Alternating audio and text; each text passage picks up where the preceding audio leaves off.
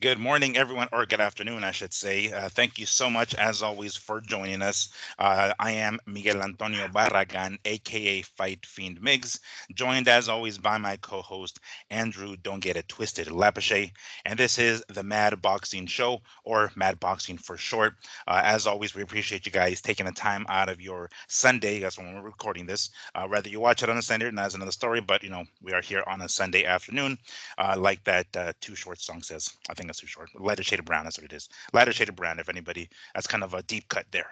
But anyway, thank you so much for joining us. It is a very, very hot ass day over here. I have my AC blasting. I do live in Vegas, so it's hot as hell. So if you see me do this every so often, please don't mind. I am a fat guy and I do sweat when it's hot. So thank you for joining us on this relatively uneventful fight weekend. Not only was there one main fight, I guess, main fight in the boxing world, if we can call it that, with Jake Paul taking on Mike Perry, but the UFC card yesterday was kind of lacking as well. So it was relatively uneventful as far as in the ring goes. Outside of the ring, we've had a couple of stories that we would like to touch on that we're gonna speak about, and we're gonna put on our conspiracy theories hat here today to see what the fuck's going on. In particular, the news that we've seen, the teaser that Mr. Andre Ward might be coming out of retirement. That's what we think at least, but we don't know for sure. Of course, we're just gonna connect the dots here. We'll go over Mike Perry and Jake Paul, of course, and then the disastrous disappointment that will be no Loma and Tank this year. At least that's what it seems. So we're going to touch into those topics amongst other little things here and there in between. But before we get into all those dope ass details, Andrew, what is going on, dude? How you doing? Hey, what's up, Miguel? Um, yeah, that really sucked this week. Uh, when Loma announced that he was gonna step away. Really weird. I know we'll get into it. It's a weird. I don't even know if excuses are right. I didn't expect it to be him, right? Hmm. I really didn't. He acts like he has time on his side. All right, you take a year off, buddy. See you next year. Yeah, Now you're not I'll the stay. favorite. No. Now you're not even. Now it's 3-1. Davis knocks you out. You know what I mean? Like what the hell? We'll talk about it. I might have gave you more than a teaser on what my thoughts are. Sorry about that. You're like, fuck a teaser. I'm showing you the full frontal. I'm taking off the towel right now, y'all. Y'all seeing everything. Oh, Hey, hey. oh man, dude, how's everything over there? Is it fucking hot? Because I mean, obviously everywhere it's hot this summer, but Jesus Christ, it's It's been 108. hot. It's been hot. Today is very manageable. Mm, Basically, because we've been above 105 degrees for like 2 weeks now. mm, Uh, Anything under 98 is very cool, mm. right? Yeah, yeah, It's really weird how you'll step outside and you're like, oh, today's a great day. And you yeah, look at and it's still 95, and it's like, oh shit. yeah. But it's been that hot. Mm. So yeah, so today's one of the days we finally got a little bit of break from this heat. But what are the temperatures over there right now? What are you guys hitting? Right now we're at 108, so a little Okay. over. Last was it last week or the week before? We did like 3 or 4 days straight of like 115 and above. I think it'll reach 110 today. That is pushing it, but like you said, there have been a couple of days where like it's like 103 or something, and I step out to get my mail, and I'm like, oh, the sun doesn't burn as much as it used to. All right, great. It's a cooler day. It's a cooler day. It's not stinging the back of my calves as I'm like walking to get my fucking mail. So yeah, a couple of those days we've had a few breaks. Some sad news here in Vegas. We actually now have closed officially the Mirage. If anybody follows news, I mean, I don't know if this is news in any other state because it's news in ours. After like 30 some odd years, or maybe even more, I forget. The Mirage is closing the hotel and casino. They're going to, I guess, they're going to keep the same building, and they're gonna make it a Hard Rock hotel, and they're going to add a Yeah, they're guitar just kind of adding. thing, right? That's right. So they're going to That's do right. that, and they're going to keep everything in place. I'm sure they're going to gut it and do a bunch of other things, but the Mirage has been there for the longest time. With if any of you guys know, ever come in Vegas, they have that free show with the volcanoes and yada yada, right? It's pretty dope. So fortunately, that officially closed this week. My sister and my brother-in-law went to go like one last trip. They went down there one last time, play some slots, and apparently they had money they had to give away. I don't know if you heard about this, but they had like a fuck ton of money that they had people was just like jamming their fucking. They were taking like 2 slots, like progressive slots or some shit. I don't know what the hell they were doing, but they were trying to win some money. There was apparently a lot of money that needed to be given away, I suppose. But anyway, yeah, it was a sad day in the day of Las Vegas, or the week of Las Vegas, because of this closure. But we'll have a Hard Rock at some point in the near future. But anyway, that's the news here in Vegas. Besides how hot it And is and everything else. that's it as far as old Vegas, right? On that strip, they're all gone now. Um, well, the Flamingo is still there. That's relatively old. I just don't know. I mean, that's on the way out too. I don't know. But I The think that's one of the older ones. One of the last older ones. the Flamingo, I thought that one was gone too. No, the Yeah, Tropicana. Tropicana's Yeah, gone. that Yeah, one's for sure is gone. But the one it's across the street from Caesars, I believe. So yeah, that one's there. But I think that's also one of the older ones. I don't know how old, because I mean I wasn't born here. I'm not a historian here by any stretch. But yeah, the Mirage is definitely one of the last ones. Yeah. yeah, that's crazy. So Yep. well, besides all of that, I'm glad we got to catch everybody up on our daily lives. The main story, of course, this last weekend was Oh, Biden's out. oh that oh, that's more of How a about that one, dude? There's some yeah, breaking news. yeah, Biden yeah. is out. Harris is in. Yeah. That's all you needed to say. The facial expression say it all. After the assassination attempt and There's the there's female agent fumbling to put her fucking thing, now we're gonna have a potential, a woman in the White House. there's Let's see if that Democrats happens, putting alcohol in their coffee tomorrow morning. right? Yeah, I'm imagining her Harris's laugh, that fucking obnoxious laugh that she has. That way. Oh, what's her saying? Oh, um, oh, what did she say? The Something about, burden, yeah, the burden unburdened of looks. the past, or what could be, or some. Yeah. I don't know. She sounds like a fucking wrestler with her damn slogans. I feel sorry for her. No, it's you know what? Bro, they said that she kind of was like she lost it for the whole VP thing when she seen she was not being used the way she wanted to go. Mm, And so she kind of gave up on it. And now they need her all of a sudden. And she's like, fuck. I've been yeah, fucking around for the last 4 years and now you guys are all fucking taking me yeah, serious again. Like, so that kind of sucks. She needs to try to reverse whatever she's done. I don't think it's gonna work, but kind of sucks for her, right? mm, Always keep yourself in the game, people. Always keep yourself in the game. yeah. I think she's been like slacking, not taking things seriously, because she didn't think she was taken seriously, so She she's like, was, well, yeah, she wasn't being um, looked at serious. That's what they are yeah, saying, mm, for the whole fucking burden of proof, fucking 17,000 times she used that one line, yeah. things like that. The way she laughed at certain, she went to shootings and was like, ha ha ha. It was like, yeah, yeah. What the fuck? Did she open with a joke? Did she? Yeah.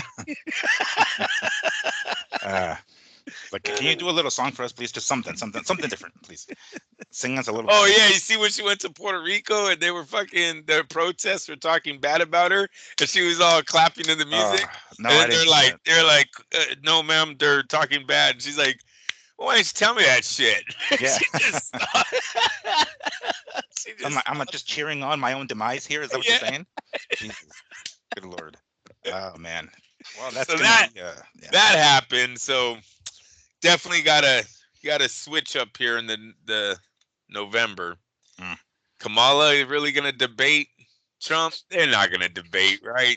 Well, of course, they're gonna. Whether or not it's gonna be, a close, it may very well be, fucking Jake Paul and Mike Perry, for all we fucking know. You know what Yeah, I'm saying? yeah, right. Might No be one of those. defense. No defense. Yeah, just Kamala walking forward, just crack, crack, crack, crack, crack, crack, crack. Oh, no, Yeah, no shit. that's how it's What gonna was it, Miguel? Like, all right, yeah, we're gonna get into that fight. We got to get it because you we know have, what? man. There's a blueprint now out on these MMA guys. I'm sorry, it's Sure. all the same shit, man. It's Mm. all the same. Last night was worse, but you take it Well, like away. again, we know Jake Paul's formula, right? Fight a former UFC dude who's naturally smaller, a guy whose boxing can't box for jack shit, a guy who has to blow up, because he's fucking usually fights at a lighter weight class. Mike Perry is slightly exception because he's fought in bare knuckle boxing at a heavier weight class. But when he's fought in the UFC and took his career seriously, he was at 170 pounds, mind you. So it's fucking 20 some odd pounds lighter. On top of that, a guy who's taken an ass whooping throughout his career, kind of more so on the downside of his career as far as I can take an ass whooping and throws a bunch of money at him to lure him away. Obviously, that's the game plan, right? But regardless, Mike Perry didn't do himself any goddamn favors by um I don't know what the hell he did during his training camp. I don't know what he studied, if at all. You know, we know uh really Jake Paul's has a decent right hand. That's kind of all he has. Um Even Jake Paul himself looked like he was getting kind of tired. I was watching the weigh-ins. I saw a clip of the weigh-ins. You can see he had to strip naked to make the weight. Jake Paul, I'm talking about. And then, he makes the weight, and then they put the mic in front of him, and he's like trying to talk, but he's so damn dry that his voice keeps cracking. It's like those are indicators, bro, that maybe, after the fight, he talked about how his knuckle got fucked up, He and was might sick. Yeah. yeah, he was sick on top of Said he that. was sick. So Yeah. it's like, Mike, you can't take out this fucking dude who's like maybe at, I don't know, 70%. But anyway, in the end, Jake Paul got himself a, I guess, what, TKO, I guess, right? Referee stopped in after he dropped Mike Perry. I think it was 3 times total, once in the first, once in the second, and then finally in the sixth. And Mike Perry basically just took his ass whooping like a man. He got up, of course, and the referee was telling him, move to the side, let me know that you kind of like one of those show me your gloves kind of thing. And he's like trying to shake it off, and then he ends up stumbling, and the referee's like, no, bro, that's enough. So Jake Paul has himself another victory. Um, we kind of saw what's coming, right? But we kind of had, to some degree, hoped that Mike would put on a much better performance. It was obvious that his movement, Jake Paul's movement, was a big I guess factor, because Jake Paul was not staying in front of Mike. And Mike was basically, it seemed as though he was looking for the perfect punch. He was just like trying to find him, like, and in the meantime, he's getting fucking punched in, right? And every time he would get too close, the little boxing experience that Jake Paul has was enough to basically nullify him. Every time he would come in, he'd wrap him up, he'd get out of the corner, yada yada. And Mike Perry didn't know how to close or cut the ring off, corner him in any He degree. didn't know too And much. he didn't know He too didn't know much. too much. Not even like bringing his hands up. Like he was like, oh shit, he thought at the end of the fight, Mike said that Jake was just too fast. Well, if you have your hands down, fool, and you're trying to basically react to his punches, if you know he's too fast, well, you have no other option. You know that you can't get out of the way of the punches fast enough. So boom, you bring your hands up, bro. What the fuck else are you gonna do? Did he do that? No, maybe like after he was hurt, he was trying to, flailing his arms around, and he was trying to, gain his balance again. But it was bad. It was bad. The rest of the card wasn't too bad, actually. We saw Chavez Chavez Jr. right win. He beat an MMA guy, right? Uriah Hall. Uriah Hall was on The Ultimate Fighter, the reality TV show at one point. So and I think, if I remember correctly, this is like Uriah Hall got the call like 3 weeks ago or something like that. So even he was a short notice kind of opponent, and he went 6 rounds. And we're talking about a Chavez Jr. who's been off for like 3 years. I think he said, or 2.5 years. Yeah. After the fight, they did mention, he what do you want next? And he did bring up like, oh well, fuck it, let's do Jake Paul then. Let's do Jake Paul. And a few of them are rehab, right? Yes, a few He's of them. and I only have to bring that up because it's not like the guy's living a great life on retired. Yeah, Right. So he's hitting rock bottom a few times, Mhm. and now coming back. I mean, seriously, if his dad was fighting someone from rehab, they would have told us, right? I think they did one time. One of his opponents, they were like, "This man was homeless 2 weeks ago." They did that on HBO. One of it is it Rocky Lockridge? One of the guys. They pull off. He's saying he's home. They fucking tell us he's homeless right before he fights Chavez. So I think you got to put it out there that what Chavez Jr. really was, and what he is. He's still living off his father's name. I mean, come on, Sure. the guy almost embarrassed us again, Miguel. He was this close from losing, right? He really is. Really? You think? I mean, like, it wasn't like you're right. How happy was the crowd about the victory, dude? Yeah, they weren't that. They weren't that happy, bro. It's not. I mean, He's an exciting fighter, right? When he throws it, it's not like Chavez is a boring guy. That's why they were booing. No, it's some of those exchanges. It looks like he's getting outworked. He's the one on the ropes now. He's landing the more effective punches, right? But his back's on the ropes. The UFC guy or the MMA guy who has the backing of the crowd. I mean, Chavez is very lucky that all that didn't get played into effect. You know what I mean? Because let me tell you, I don't think the crowd would have been upset if they would have announced Uriah Hall as the winner. I think you would have heard 18,000 people screaming "Yay!" and then the judge would have been like, "See, told you," and everyone goes home. So Chavez is very lucky he got that victory when the situation that he was in. With that being said, I think he's a better fight for Jake Paul than Mike Tyson. I really do. Sure. Yeah. You know, work with Chavez, make him work out, make him, you know, I don't know, but I think if they can bring him back, he's more exciting than Chavez. He's gonna throw than Tyson right now. You don't get it fucking twisted, people. We're talking Tyson at 60, yes. Current present day. Yeah, current present Mike. Yeah, who's watching a fight from like a hospital bed or something. Did you see that little tweet? Yeah, Mike put out a tweet. He's watching the fight from home. Probably I'm putting too much on it, but definitely he wasn't at the fight living up, you know, the young life. He's more at home living the grandfather life. So I like the Chavez Jr. angle. Yeah. Chavez called him out. Why not? You know, you want to go for cruiserweight? The dude's fighting at 200 pounds or something, whatever. He has world championship on his resume, right? That he's been a champ. I like the fight as long as Chavez is real about fighting him. Make it only 6 rounds. I'm not talking about a 12-round fight. Well, what about 8? I mean, Chavez. Or when Chavez lost to what's his name, to Anderson Silva, I want to say that went 8. I think so, and you know that's where Jake Paul, right? I think they did it in 8. Jake Paul, and that's fine. 8 rounds is 8 rounds is fine because Chavez has done 12. So he knows what it takes to train to get himself prepared to do one of these fights. These MMA guys are not prepared. No. And I'm almost tired of why. If the fight isn't 25 minutes or under, I kind of don't care anymore, Miguel. I really don't, because there's just way too much of this. As soon as we get out of the 6th round, the MMA guy is just dead tired. Can't do shit. You know what I mean? Like, they just fall apart. That's what happened last week to Mazadov. What the fuck? 6 rounds or under, Mazadov won that fight easy. Then he just gets tired. And Nate has already fought in boxing already. He already knows about going the distance. Just started handing it to him in the last 4 rounds. Last night was the same shit. Last night, to me, was the same thing. Mike Perry was in the fight. Yes, he's getting beat up, but he's landing his punches. There's a few times where I thought he actually hurt. He got the attention, I'll just say, of Jake Paul, right? It was like, uh-oh, that was a good shot, you know? And you seen Paul was tired. Oh, Jake was tired. He was sick, overweight. I don't know what it was, but yes. And they even talked about it, that he was breathing hard. They were dumping water on him in the corner. So you heard them. They were concerned about Jake Paul's energy level going into that fight. Mike Perry's flat-footed. Mike Perry has no head movement. The same shit Ngannou showed us, right? The same shit. I don't understand how this changes in a cage. What? Now all of a sudden they're light on their feet? Now all of a sudden they're going to do this because there's a fucking cage around them?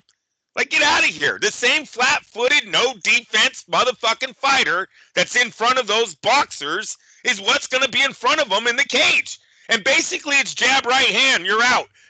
You know what made Jake Paul look silly yesterday? Is that he didn't take him out earlier. Dead serious. Yeah. What the fuck? I mean, this should have been Joshua Ngannou, and I don't even know when Joshua takes out Ngannou, but I'm saying the ease of which he did it.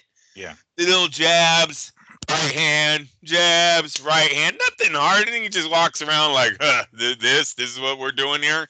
Right? Jake was kind of fighting for his life in there. It's like, bro, the guy has no fucking defense. He's coming straight forward. Throw a combo. Stop trying to do the 1-punch knockout and hit him with a 3-piece and let's go home. The guy's not moving his head. Even one time, I forget who was that Rosado and and Woolley, Tyron Woodley, yeah. Tyron Woodley, and who was the? It wasn't Gabe Rosado there too. Yeah, there's two of them. It was Rosado, Woodley, Ariel Helwani, and Josh Grisham. One of them goes. One of them's like, "Oh man, the right hand's there for Paul. The right hand's there," and the other guy goes, "Everything's there for Paul." Yeah, that was like, Ariel Helwani said that. That was funny. Like, shut the fuck up! Like, are you fucking kidding me right now? The guy's. It was just, bro. I don't understand how this changes in the cage, and I think Dana knows that. You guys, what the fuck? Okay, so now he's not just a UFC fighter too. You can throw in there bare knuckles champ. Bare knuckles champ, not just bare knuckles fighter. And I don't know what that means, but it looks pretty cool on my wall if I knocked out the bare knuckle champ, right? Yeah. So Jake has that on him now. So, I like Jake. Before going into that fight, I was calling him the Great White Hope for American boxing. I still have him labeled that because I do think he's crushing Dana White's sport in front of our eyes. We're not giving him enough credit for how much damage he's done back to the MMA. Because the MMA was trying to do that to boxing. I'm sorry. When this whole first thing started, they went after us hard. Oh, it's a boring sport. That's not real fighting. Real fighting is what we do here in the cage. I mean, they went hard on us, right? Jake Paul, I mean, he's what, 9-1 now? I think 8 of them are against MMA guys, something like this. 7 of them against MMA guys. He's knocking them all out. I think Nate probably is the only one that went the distance. Dana's got no. Anderson Silva, I think, went the distance as well. Anderson did too. Yeah, I think he did.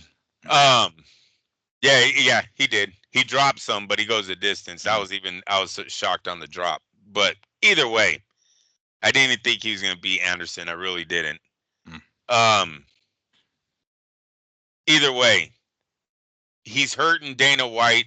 Dana White's starting to pay attention. You've seen Dana White offer Mike Perry a contract if he knocked out Jake Paul. Yeah. I mean, bad move. I still see, that's the thing. Like, I don't know how legit that is. I mean, maybe he's true to his word, maybe he won't, but I'm not sure.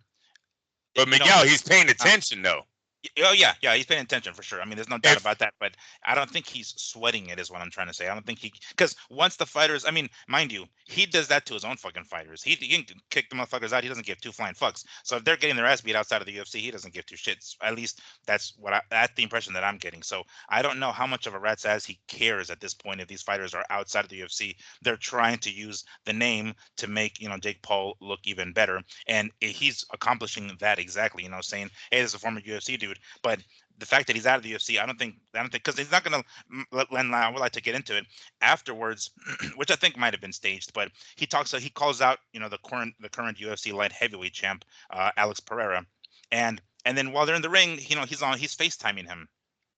How the hell did he get his number? First and foremost, I have to assume it was already pre-planned and they had the number and he was going to call him out and they're going to make a big deal out of it. But then, out of nowhere, we have, not just Alex Pereira on FaceTime with Jake Paul while Jake Paul is still in the ring, but Alex Pereira's translator on there as well. It's like we got a whole fucking conference call in the damn ring. I was like, what the fuck is this stage shit? Come on now. But again, same thing. It's Jake Paul going after these guys who are currently in the UFC because he knows that Dana White's not going to let him fight outside of the UFC unless it's some super crazy Mayweather shit, which this isn't, mind you. So I don't know. I'm not fully convinced that Dana gives two fucks. I just don't think so. I think UFC, then they need to stop hiding behind their sport. They need to prove it then. If your guys are so badass in this fucking cage, it's time to prove it. I'm sorry that it costs money to get boxers in there, but maybe it's time that they stop saying they can beat boxers without actually beating boxers in the cage. Start with Jake Paul. Jake Paul isn't a fucking real professional boxer. He's really not.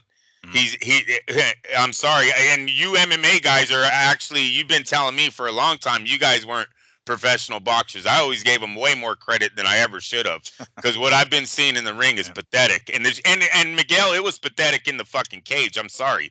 I watched men flinch. I watched men cover up. They got no fucking defense. They're reaching out. You're not gonna reach out to Mike Tyson. That's not fucking happening. Yet you want to keep telling me that that's what's gonna happen. No, bro, you're just gonna fucking grab him. Just gonna take him up to the cage. You ever seen Mike's left hook fucking uppercut combination? But all right, yeah, you go tell me how that's gonna work. It happened to Holly Holmes too. I believe the bitch was reaching when she got kicked in the fucking head. Swear to God, I think she was reaching when that happened. Right? When she hit her with that 1-2 and then the kick. Yeah. She was reaching, because you don't reach out to strikers, bro. We got these things called combinations. You don't want to leave your hands away from your chin. Get caught with the 3-piece, the fucking fight is over. There is no, Paul Malignaggi will knock you out if you let him hit you 3 times on the fucking chin. That's all I'm saying. I don't think this shit changes, but everyone wants to keep saying it is. I'm saying it's time for you to prove it or shut the fuck up. Seriously. I'm tired of the excuses. I'm tired of the Dana doesn't care. Dana should care. There's a fucking YouTuber who's beating up all of your fighters. He has a fight versus Tommy Fury. That's the only loss on his fucking record, is against Tommy Fury. But he's fighting guys like Nate Diaz and Anderson Silva, 2 of the best strikers you used to tell us you guys had. And the bare knuckles champ, for whatever the fuck that's worth. Let's throw that one in there. For whatever the fuck that's worth, he has that on his... I would have liked for fucking Mike Perry to hand the belt over to Jake Paul. Have you seen that belt that he used? Like, might as well. Shit. He was not the champion of violence or whatever that title. What were they? Violence. Or King of violence. He looked like a fucking punching bag. Bro, it was so amateur. I don't know how this shit changed. I guess because you kick a guy in the ankle, that's supposed to change the whole fucking fight? Well, it changes on several different aspects. How so exactly on the upper hand, like the upper body part, is different, of course. But I mean, there's gonna be, because what happens when you're in a boxing fight and you get hurt, you try to backpedal to shake the cobwebs, but you grab the dude.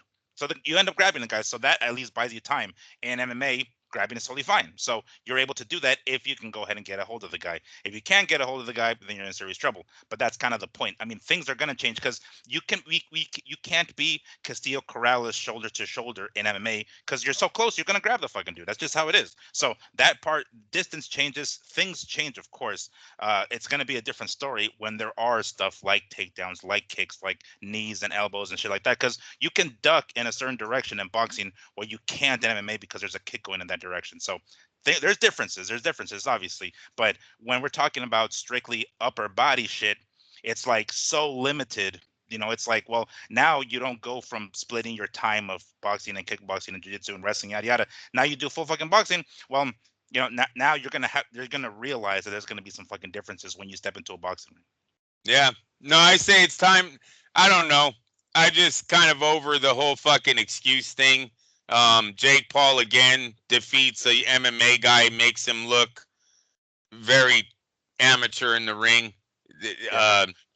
Keep talking, Andrew. I gotta mute it real quick. My dog's gonna go crazy here in a second. Game 6. So when's enough, you guys? When's the MMA world gonna tell Dana White, let's just do this already? If it's Jake Paul, if it's champion from boxing, to me, posers, man.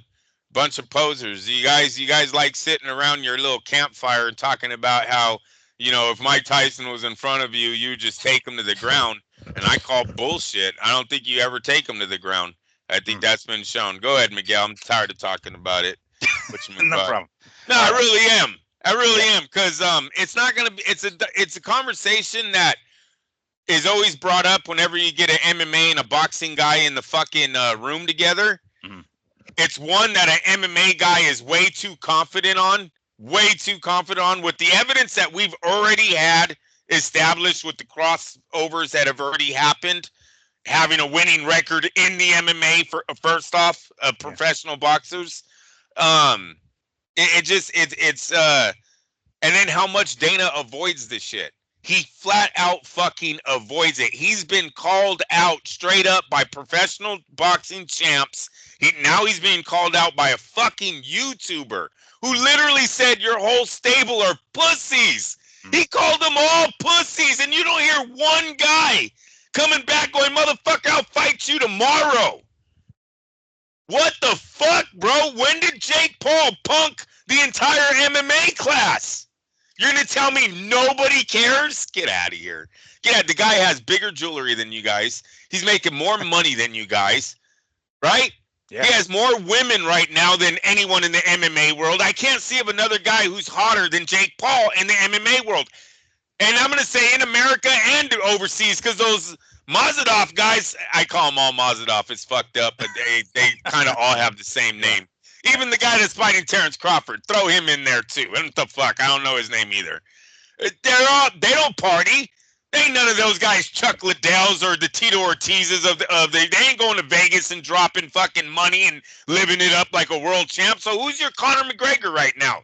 Because Conor McGregor's old as fuck, right? He just looks like an old dude trying to hang on to being fucking young. Who's their guy? They don't have one. Jake Paul, I'm telling you, he's got to kill this thing. And I don't mean that literally. I'm just saying kill his momentum. It's time for him to go, who in the fuck, who's 200 pounds in the UFC? Miguel, who's their top 200? Well, he's not going to do that. But we know he's not going to do that. Why? Because he has proven he hasn't yet. He's proving 180 guys, 190 guys, 170 guys. He hasn't yet. Until he does, then it's another story, of course. Do you think Conor McGregor can beat him in the MMA? Yeah. Because he called out Conor McGregor. So then why doesn't Dana look at this fight then? Yeah, no, I agree with you there. Because if at any point if Dana White is going to give Jake Paul any time of his day, he's got to follow through with it. It's not just going to be like, oh, talk, and then my guys can do the X, Y, Z. I get that, and I agree because like who else is going to stop this fucking Jake Paul? Because it isn't going to be anybody else. He's not doing a good job of choosing. If we were to choose somebody in the UFC and be like, all right, this guy's my weight. Let's go. He's active. He's a current top 5 or top 10er. Obviously, he isn't going to do that because he's not even doing that in boxing. He's even the guys that he's doing in boxing. It's guys who are just as green as he is. But go ahead. What were we going to say? Eddie Hearn threw out hella fighters at him. Remember that one time Jake Paul was like, I'll fight any of your guys? Oh, right. And then Eddie Hearn had like a number of prospects that he wanted to match him up with. No. Dana White, where was I going to go with that? Him and McGregor in a cage match. What? I don't understand the holdup on something like this. You guys are going to win this fight outright, right? There's no fucking, like, what would be holding that up? It's cheap. Miguel, you know how many sales this is? You know what their pay-per-view buys are going to be?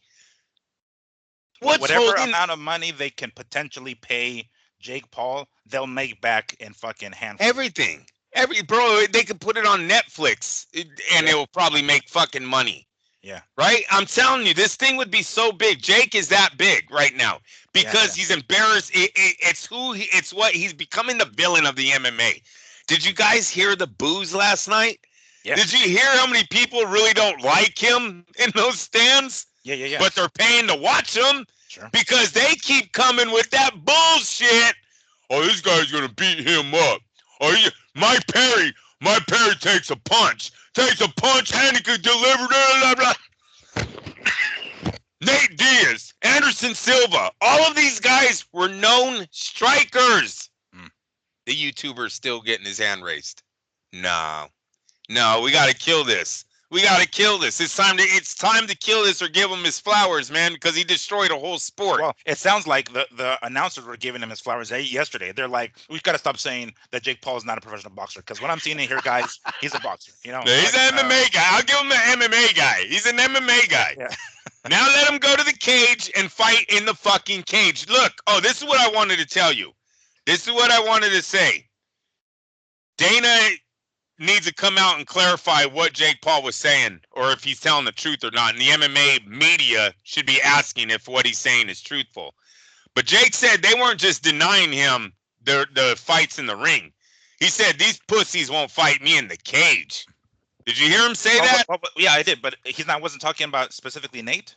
Like, because he talked about Nate and potentially fighting in the Well, PFL. I'm just going off of what he said. He said these guys. I'm thinking MMA. He's offered numerous MMA guys. You know, Mm. what's Dana White? Why are we stopping that from happening? You would think as soon as Jake Paul said, "I will fight in the cage," your mouth would start watering. You'd start writing it. You have your lawyers writing up the nicest contract, because I'm telling you, it's going to be Floyd Mayweather McGregor numbers. It really would be. I listen. Jake Paul is 27 now. I caught that last night. He's 27 now. He's not a fucking kid anymore. This guy's been hot since what? He was 18, 19. He's 27 now. He's got generations of followers, right? This is not just one group of kids, one group of boys. No, they're gonna cash in big. I don't know why it hasn't happened. I don't know what they're waiting for. What is the fight that's gonna get him? Alex Pereira fight. That dude is not that fucking special. Sorry. Now, I totally got him winning the fight. Don't get it twisted. But markability, there is no more bigger than where he's already at, correct? Or maybe he beats John Jones? Yeah, that's going to be the next thing. It's because he beat the UFC middleweight champion at one time, Israel Adesanya. And then in the rematch, he loses the belt, whatever. He moves up to light heavyweight, the next weight class. He wins the belt there and beat the former champions of that weight class. So the next thing it appears as though, I mean, I don't think it's going to happen because John Jones has got himself in trouble outside of the cage anyway. So I don't see that happening. Yeah, something recently. I forgot what the fuck it was. He's going. Wow. So I think it was some shit going on with like one of the, and I don't know how true it is because I haven't read up on it specifically, but there was some allegations of one of the USADA guys that came over to like get the test or whatever, and John Jones treated him like shit. And then there's like security camera footage of John Jones being super friendly. So I don't know what the fuck's going on there, but apparently that there's the next step of going of that. I don't know if he's supposed to defend himself. I don't know what's going on. But anyway, point is, he's got some shit going on, if I remember correctly, because he has so many damn things at any given time. I'm starting to keep track of as far as John Jones' troubles outside of the ring. But I think he's in trouble now again for whatever the fuck reason. So anyway, so I don't think that's happening, but that would be the next thing, because what Alex Pereira has done in the short amount of time in MMA and in the UFC in particular, he's becoming the next hot thing or the next hot shit. And it would be logical that he move up to heavyweight and face John Jones. Win or lose is another story, but that should be the next thing if it happens. But anyway, so he could grow even further if he gets to that point. If I was Dana, I wouldn't give him that one right off the top. I think that's too big. I really wouldn't. I'd make money off the guy. But here's the thing, though. Like, he's more of obviously the more of a threat, but size-wise, he's a big motherfucker, and he can compete with he might be able to take the shots of somebody like should be, I should say, take the shots of somebody as big as Jake Paul, but. Is he going to go that direction? Is he going to fight somebody his own fucking size? I guess that's another story. But like I said earlier, we know the Jake Paul formula. It's smaller guys that have some sort of name recognition still, that have some sort of association with the UFC, even though they're past their prime, and he goes after them. So we get that. That's the thing. But I don't know. And again, afterwards, after the fight, he had him on FaceTime and everything, and I don't know how staged or how legit that was, but regardless, that's the direction that they seem to be going. Besides November, or was it November? I think it's not staged, bro. Because as long as these guys are fighting him in the ring, he has the upper hand. Listen, I've seen Alex Pereira fight too. He's not a boxer. No, he's not. So he's not going to have the feet movement. He's not going to have the head movement, and it's all going to play out the same way. Can I get it past 7 rounds? Can I get into round 8? Right? That's all. If I'm an MMA guy, don't make 5-round fights is all I want to do, or 6-round fights is all I want to do. It really is. Because that's the only advantage they're going to have. You know what I'm saying? If they go in, again, the Jake Paul formula, smaller dude, not that good of a striker, yada, yada. Okay, cool. You call the shots because you're the one that puts butts in seats. But let me have a little leverage in here and be like, all right, 6 rounds. Fuck it. That's all I ask for. Don't give me no 8 rounds. Don't give me nothing else. Give me 6 rounds. Give me 5 rounds. Whatever the fuck it is, right? But if they're going to be the main event of a Jake Paul fight, it's going to have to last a little longer, right? It can't be no fucking 4-round shit. Well, and that's why he's doing it then. Because Miguel, these guys are training their whole life for only 25 minutes. Yeah. None of these dudes are training to go, and excuse me for saying it that way, because I know you're going to have a million people say, yeah, we train over that. Their bodies are used to only going that in a competition, right? Sure. Just like in wrestling, even in the highest level, you're really only competing for what, 9 minutes, 3 rounds, 3 minute rounds, Yeah, just yeah. nine No, I minutes. think it's actually I think it might be short. I mean, I wrestled in high school, but I don't remember what the fuck the rounds were. But they wrestle in spurts. It's all it is. Yeah, It's like they go hard. That's why there's certain fighters who are former wrestlers, amateur wrestlers who have to fight in spurts because their bodies are so well conditioned to go hard fast and then kind of slow down and then kind of take a little bit of break and then go hard fast again. So yeah, and it's not a marathon. The boxing we is. know jiu-jitsu is never a fucking fast sport, right? No, no, We no. heard of jiu-jitsu matches going on for days, right? Legendary ones, Gracie ones. So all of these sports, they're not boxing. They don't get you ready for a boxing ring. No, None of them do. no. So once you get Boxing's a in, marathon. Boxing's a marathon. You yeah, have to be able a to. marathon, but you're also running pretty fast though too. Yeah, yeah, yeah. Sure. You know what I mean? There's no pace being set in here unless both guys have agreed to have it be a pace. There is no pace being set. You're trying to take the other guy's head off every second of the round, right? And that's what the other guy's trying to avoid and deliver himself. So it's a different pace than a marathon in my opinion. But I understand because of how long it goes. But the other sports don't prepare you for what this is. And these guys, they're not lasting. I've seen it too much now. Now, you know, I should have made money last night. I really should have, because I fucking immediately, I was saying, he's going to get him past the fucking round 5, round 6, and it's going to be over. And the guy got knocked out, I think, in round 6. I was so Yeah, fucking right at the mad. sixth. Yeah. Yeah, I was so fucking mad. Yeah. It always happens that way, right, Miguel? When you got Of nothing course. on it, you call it, Dude, yeah, to the. Dude, I even when you bet you win, 2 minutes and 13 seconds. And even when I win, bro, I'm like, fuck, I should have put $1,000. he's not even thankful. He gets mad. Instead of being like grateful that I put $50 on the guy, it's like, Right. I should have put the goddamn house. I shouldn't be fucking working, babe. Yeah, you're calling in tomorrow, babe. Fuck. So yeah, man. Yeah, we'll see. Yeah, where was I going with that, Miguel? That you guys aren't they don't train for long Oh fights. yeah, they don't. Yeah, so I don't have any faith that Alex Pereira is going to go in there and do anything different than what the last few guys have done, and that's maybe be competitive for 6 rounds, 7 rounds, and that's it. They're going to get gassed. They're going to get tired because they're in waters they've never been before. They're fighting in a style they've really never done for this long of a period. Like, that's all bullshit. Get them in a fucking cage or get over this shit. Right? And now Yeah. you Jake Paul fans should get over this stuff too, because it's all bogus now. Now, last night was kind of like, you know what Jake needed to do? He needed to knock the guy out within 3 rounds. When he went after him in round 2 or whatever, he should have tried to end it probably right then and there. But do you think he could have if he wasn't sick? Like, was that a legitimate reason? That might have been because you caught the voice change up thing, right? Yeah. You caught that right away. We seen Mike Perry the day before call him fat. He goes, "Yeah, look at your stomach hanging out of your shirt," right? So we know there was some kind of weight. He was having weight issues this training camp. So yeah, I'll give him that. But okay, I gotta say, Jake Paul's little call out to the cruiserweight division. That's not a bad. It's not a bad road to a world championship, because the cruiserweights are. They're unknown to Americans, right? We really don't give a shit about the cruiserweight division. So, yeah, I see Suleiman and the cruiserweight champ, WBC champ, whoever it is, fucking working a deal out real fast, because that's money they ain't never seen before at that division, right? Sure. Yeah. So I thought that was pretty cool, a cool little avenue to get a world championship for Paul, and I know they have that one guy there, Piata or something. Yeah. He fought on DAZN. Yep. Right? Mm-hmm. Yeah, so you see the connections already starting to happen there.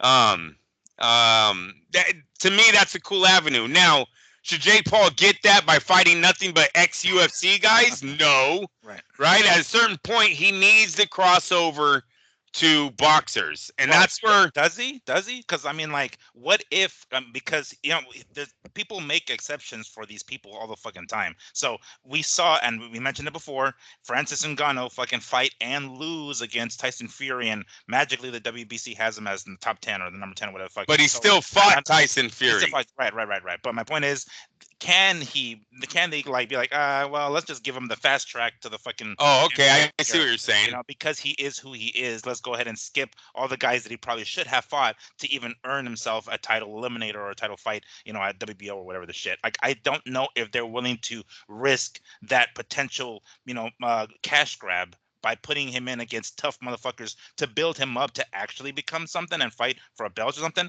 I think they just fucking cuts the line and they give him the shit. Even if he loses, boom, they cash out. They don't give a fuck. Right. Yeah, that's possible. That is possible. I still think he's not Francis Ngannou. It's hard, Miguel. I don't know. Do you think he's going to demand 20 million from Turkish Ali Sheikh if he was to? No, right? I don't. No. So that's where Chavez Jr. comes back into play. He's a WBC baby, right? I think Suleiman's the godfather to him. It's his godfather, yeah, right? So freaking, he has an avenue at least getting that on his resume, right? And Suleiman could probably work with that. He's like, you beat this guy and I can give you number 10. Yeah. Trust me. Yeah. and then, and I still got to tell Jake that the guy that's still calling him out on my feed a lot is Antonio Tarver, and I love that matchup. Tarver is constantly calling out. He was like, I think he was there at the fights this weekend. So that's another one that I think would easily get Jake in a lineup. Those two names, you know what I mean? Even though they're old as fuck, it's the same MMA thing. One thing is those guys can fight for 8 rounds, though. In my opinion, even though Chavez might, be lazy in some of the rounds, he can still give you 8 rounds. That's where I think Jake Paul is getting nervous on fighting these boxers, man, because from what I seen last night, and it might be that he was sick, but he still looked like he was having his troubles with his stamina in the ring too, right? So you get someone like Tarver who fucking knows that he can do 8 rounds, maybe 4 of them he's going to be lazy in and 4 of them he's going to fight hard. But he knows how to get to that 8th round, right? He's not going to get tired out like these MMA guys who kind of shoot their load and then that's fucking it. They're ready to fall over. So something like that. But the cruiserweight call out I thought was a great move by Jake. And then him calling the whole MMA world pussies. I just can't believe, like, where's Strickland at? I mean, that guy's always been so outspoken. I mean, the dude just called you a fucking pussy, literally. And I don't get it, Miguel. I don't get it. The MMA used to be badasses, right? And now they got some YouTuber kind of fucking using them. Really, I don't care if they're under retired or whatever. He's using them. He's throwing dirt on the sport, on their name, on Dana White. Like, nobody's upset. No one wants to squash this beef already. Like, fuck this kid. Put me in the ring with them. I'm gonna smash his fucking face in. Sort of like what Mike Perry said. I think I sounded like. All you needed was to get a cuss of the camera. Fucking face. Hey, it didn't happen, but yeah, you would think someone over there would be like, Dana, can we fucking, what the fuck? Hey, let me help you out here. Send a hitman, Dana. You don't have a fucking hitman in that, so you don't have a torpedo? What the fuck, eh? Send someone down the line to take the guy's darn YouTuber out. I like it. You know it. Yeah, I know. I know. I do know you like that direction that you're going. Hey, Miguel. Yeah. If we send this to Mr. Ali Sheikh, does he think he has enough money to put a whole card together? Like, I'm not just talking one fight. Do you think he has enough money to put a whole card together? Because we've already seen he can buy into the UFC, right? He's bought into 2 of their events already. Yep. Do you think he can buy a boxing MMA night? Well, can he? Yes. Can he? I mean, I'm fully convinced that he can. How willing is he to do so? I don't know if he's willing to just bankroll the whole fucking thing.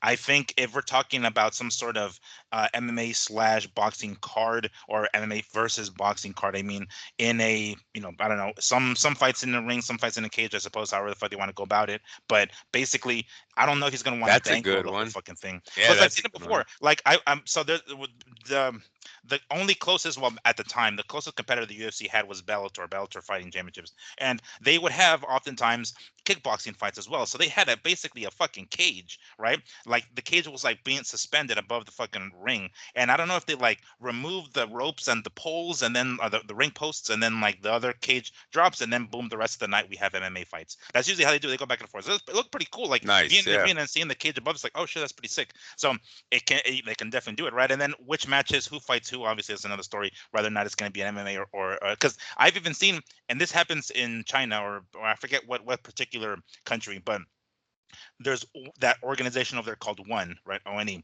and they'll have round one Muay Thai, round two MMA, round three Muay Thai. So it's like they go back and forth. It's like, oh shit, that's fucking crazy. And you see if the MMA guy can hold his own for 3 minutes, or however the fucking long the round is, to against this dude in something striking. And then the next round, if he survives, the next round, the fucking Muay Thai guy is gonna have to fucking survive, being able to get on the ground, stuff like that. So that those things are fucking cool. It seems kind of freak show, sideshow ish, but it's still tight to see, So if His Excellency is willing to bankroll, I think he's willing to put money into it. I don't know if he's gonna want to bankroll the whole thing himself.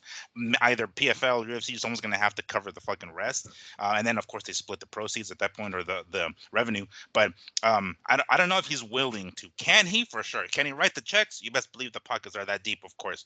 Is he willing to do that? I guess that's another conversation. But I don't know if he's willing to put the whole thing in. I don't think. Hmm. Be an exciting night.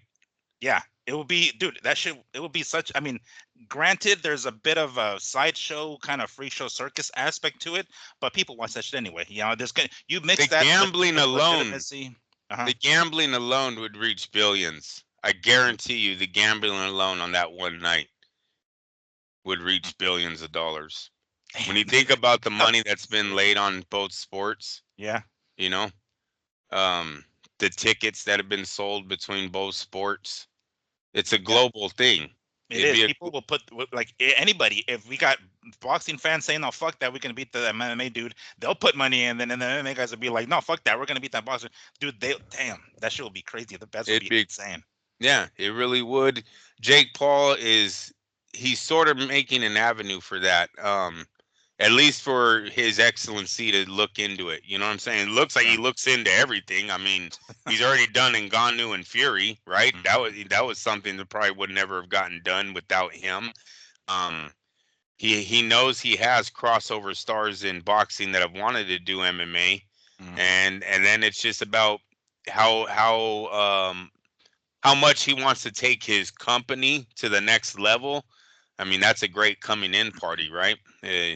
Putting something together like that just for a one night thing, because this is something you couldn't do every. It couldn't become the norm, Sure. but why not every 5 years or 10 years? Both Mhm. organizations go, "Hey, you guys want to cash in a little?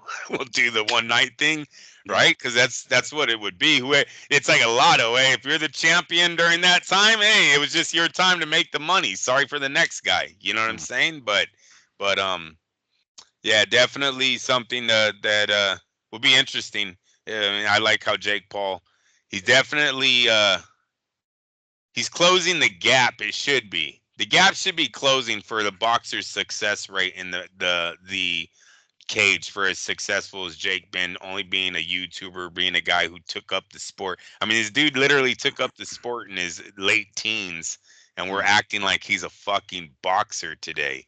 He's Yeah. not, you guys. The gap between Jake Paul and who's another Bivol or Mhm. Better Beef, right? They're 175. Oh no, he was 200. The fuck would he cruiserweight? Yeah, it would be The cruiserweight. Some of the cruiserweights are. I mean, or Oh, if you can do fuck the heavyweights. cruiserweights. Yeah, Usyk. Say Usyk. Fuck that. Yeah. Usyk was a cruiserweight. The gap between Jake Paul and Alexander Usyk, you guys, do you know what the fuck that is? You know, Jake Paul's not a professional No. boxer Yeah. by any stretch of the means, yet he's making this shit look this easy right now. What did that guy say? He's landing anything.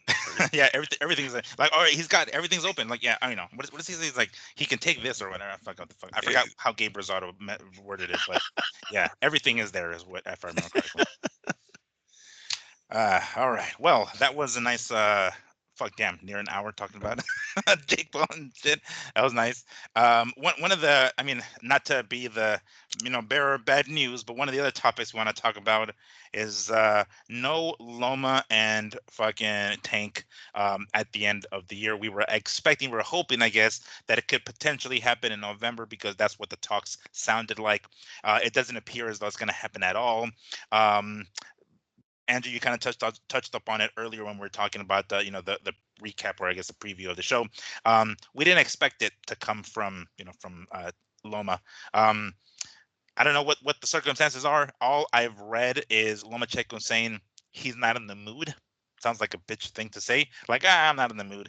Knowing this could be probably a crazy money making fight, I'm down to pay for pay-per-view if this thing goes on pay-per-view. I'm sure many people will be. But to say, like, I'm going to take the rest of the year off. If he's going to take the rest of the year off for another fucking reason, well, so be it. But when you just flat out admit that you're just not in the mood, you said it again. It's not like time is on your side, buddy. You kind of need to, cash in before your time is up. It sucks. It sucks that we didn't expect it to come from Lomachenko, and that's, I think, probably what is rubbing me worse. The most is that, why is it Loma? Like, you would think he would be the one to try to strike when the iron is hot and do so before he gets even older. Because let's say, for the sake of argument, this is true, and he doesn't. We don't see Loma. Well, I already said it. We don't see him for the rest of the year. We're talking early 2025. And out of the ring and out of action, mind you, so 6 months or whatever. I don't know. I don't like it. It sucks, and it definitely is a downer. What are your thoughts on this, Andrew? Shocked when I heard it, when I read it. Like I told you, man, time is like, I don't understand how he put himself in position for this super fight just to turn away from it. Something else made him do this. I don't know. I haven't figured it out yet. He hasn't told us yet what the real reason is for him turning around the Tank Davis fight, but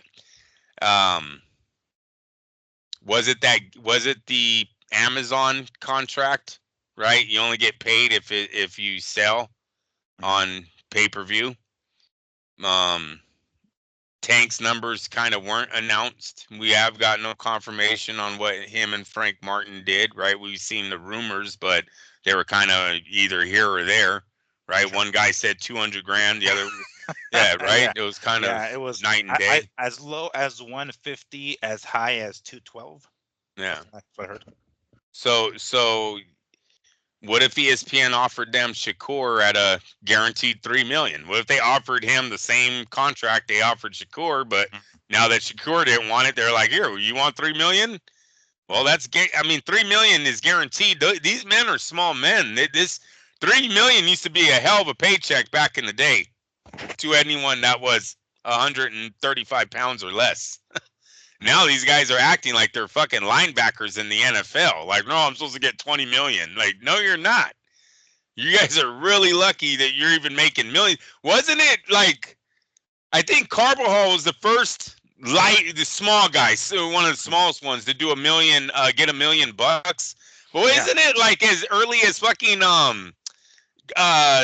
Barrera and Marquez that did or was it Morales and and Barrera did $1 million buys?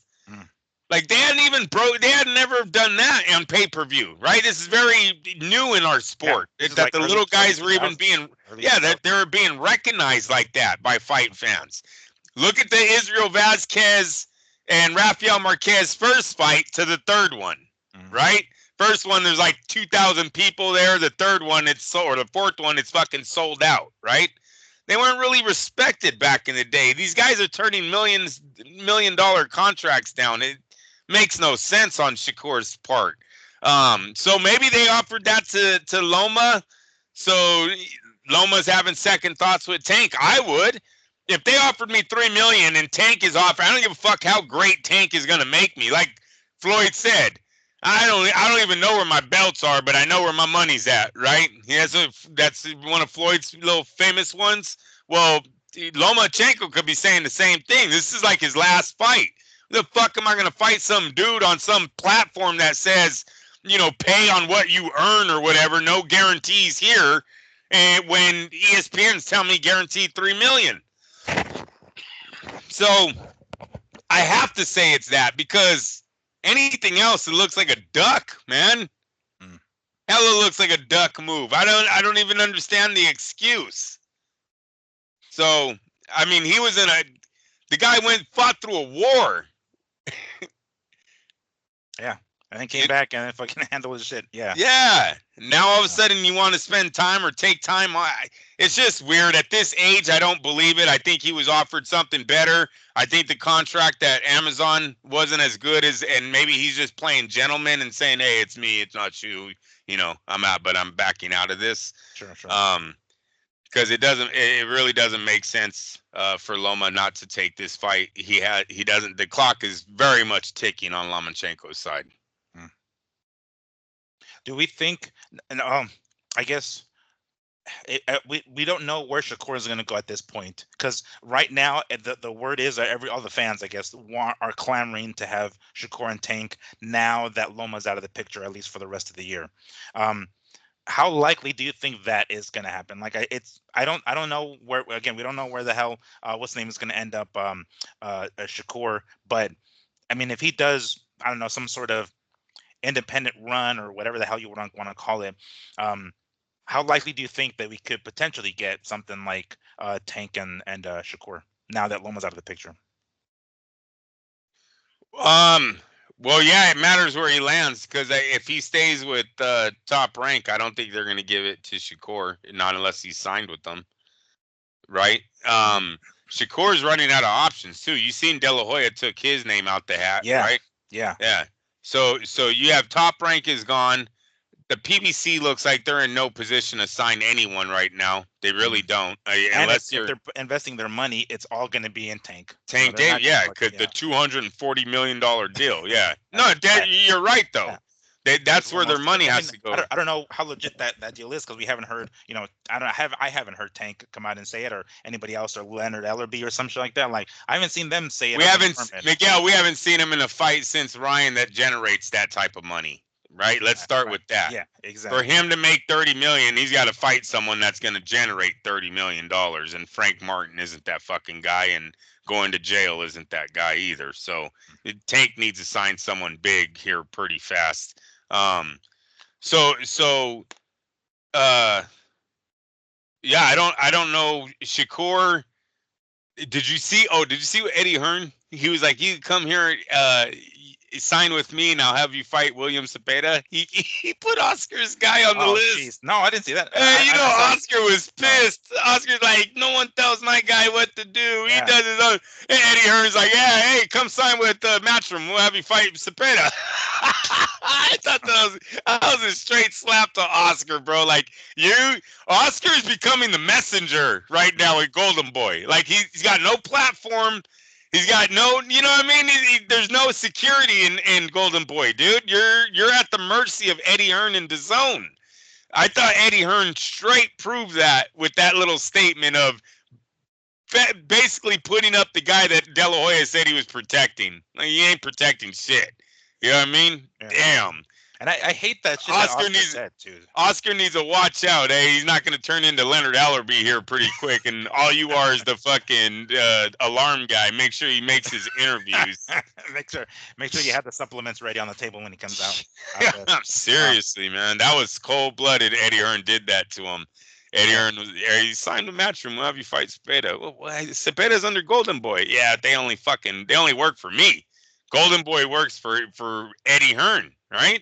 Mm. Come on now. The with that being said, I mean, if I remember correctly, Bob Arum even went as far as to say that Eddie Hearn told him that they weren't going to offer him that same amount of money that Top Rank was willing to offer him. So, I mean, we had talked about it before. We talked about the free agency. I don't know how, like, Bob Arum specifically said it. Shakur is stuck between a rock and a hard place here because we now, prior to this last week or the week before, it was all right. we got Matchroom over here in the zone. We have, Golden Boy, PBC, if they are still willing to fork up cash, if they have any left in the bank. If they're out of the picture and now Golden Boy's out of the picture, it kind of only leaves re-signing with Top Rank or the Zone and Matchroom. And supposedly Eddie Hearn already told Bob that he's not willing. He's like, we're not going to pay this motherfucker this amount of money that you're willing to. So it looks like Shakur might be, I don't know, taking a pay cut or something, or has something else up his sleeve, because it's a nice incentive to go to the Zone and potentially fight somebody like Cepeda, which, by the way, what I was going to say earlier, I don't like the fact that Oscar said what he said. When we're talking about the WBC mandating or ordering Cepeda Shakur, and then Oscar saying like, no, nobody tells my guy what the fuck he's gonna. He's the number one contender or the number one guy in every fucking sanctioning body, so he can fight whoever the fuck he wants to fight. Wouldn't you think he would be like, yeah, fuck yeah, let's do it. Let's go ahead and get Shakur and Cepeda going on his promotion, whatever. And then he comes out and says this dumb shit like, well, the fight ain't happening unless I sign Shakur. It's just dumb as fuck. But anyway, I didn't like that to begin with. But how about, okay, let's say no Shakur. Let's hit Cepeda, because again, he is the number one guy in all the sanctioning bodies, and Tank does have the WBA belt in that weight class. So, because I'm trying to think, Loma's out of the picture, fine, right? For now, we're still going to have one more Tank fight before the end of the year, I'm assuming. If it's not going to be Shakur, Cepeda? No, I think they're going to go with Pitbull Cruz. They're going to do the rematch. Is there enough time for that? Pitbull has a fight in August. In August. Oh, yeah. Right. Yeah. September, October, December. 4 months, maybe by December at the end of the year? Yeah. As long as he gets through the fight, no injuries. Yeah, I think they're going to bring him back. They brought him back kind of fast on this turnaround, right? Yeah. So, and that's the only...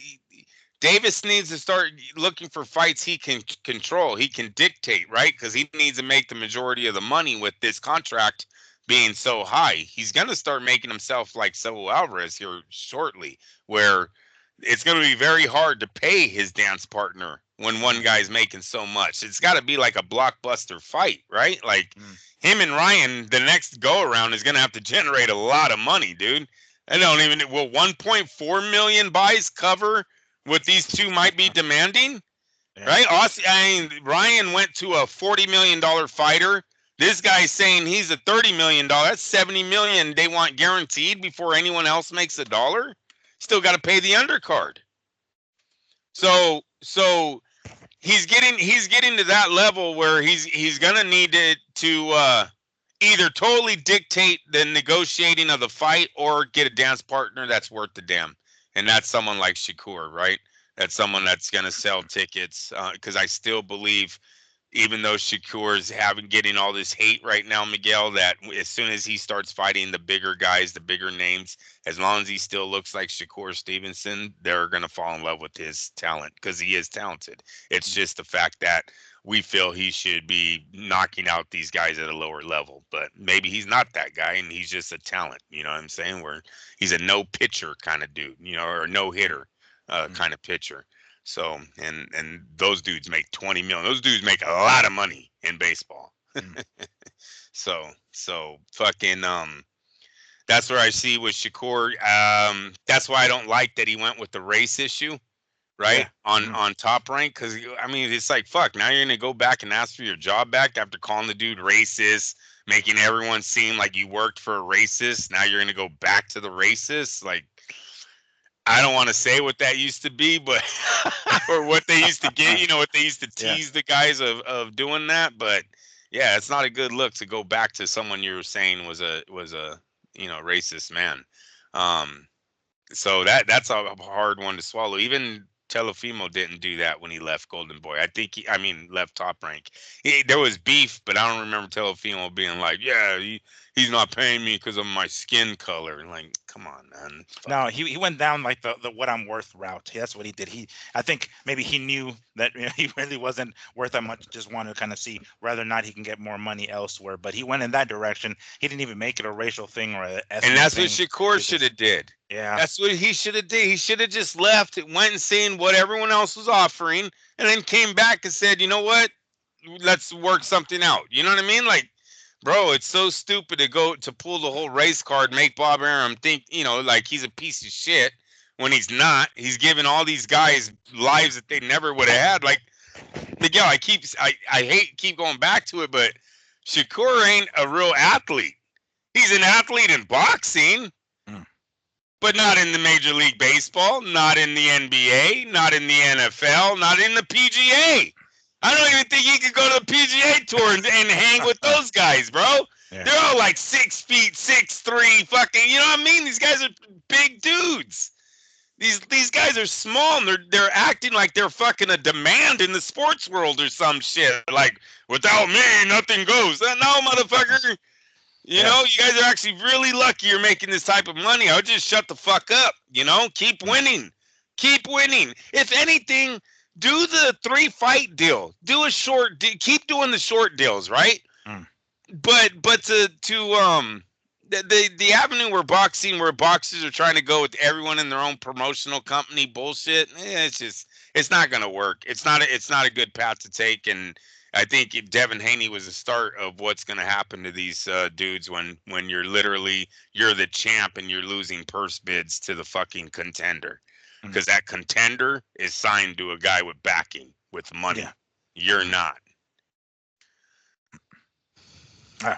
All right. Well, that definitely kind of what's the word, takes the air out of the balloon when we think about a potential end of the year blockbuster type fight, and it's like fuck, dude, we're not gonna get Loma because that's the one Oh, obviously we can't fight, and right? Miguel. Yeah.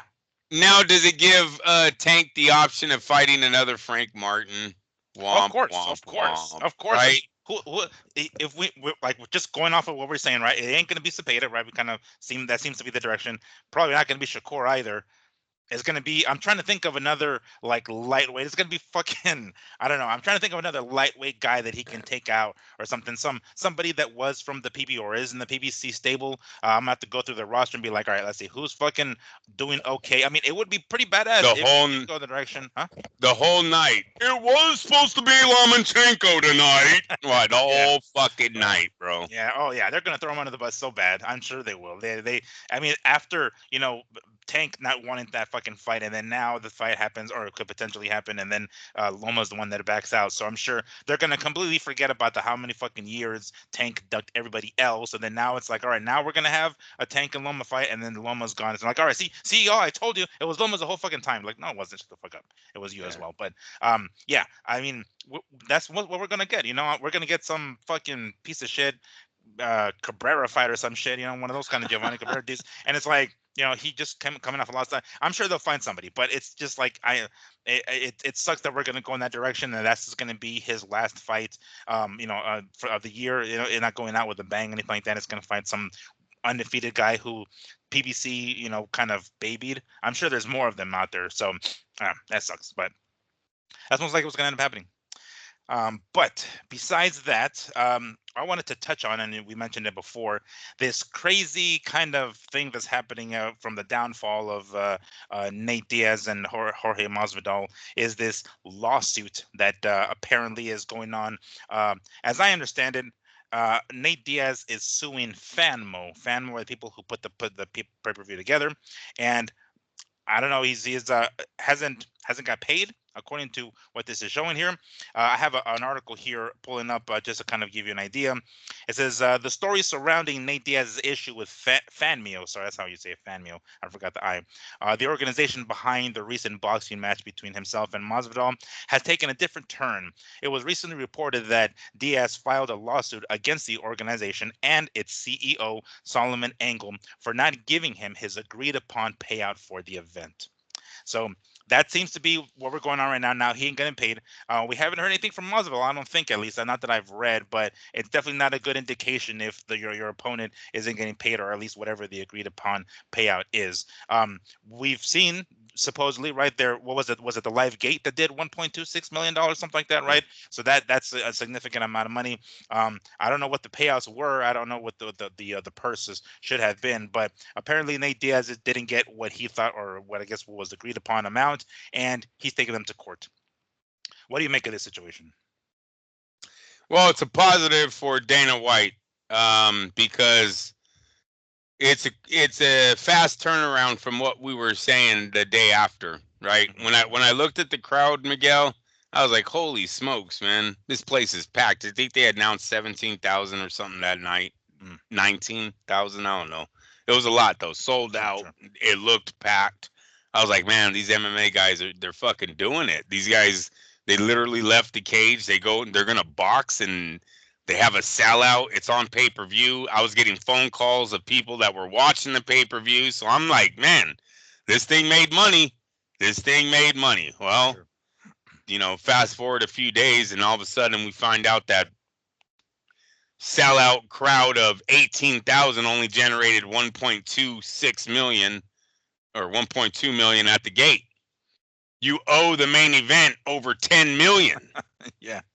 So that's not even a dent into your debt, right? And that's a Mhm. big piece of the pie there is the live gate.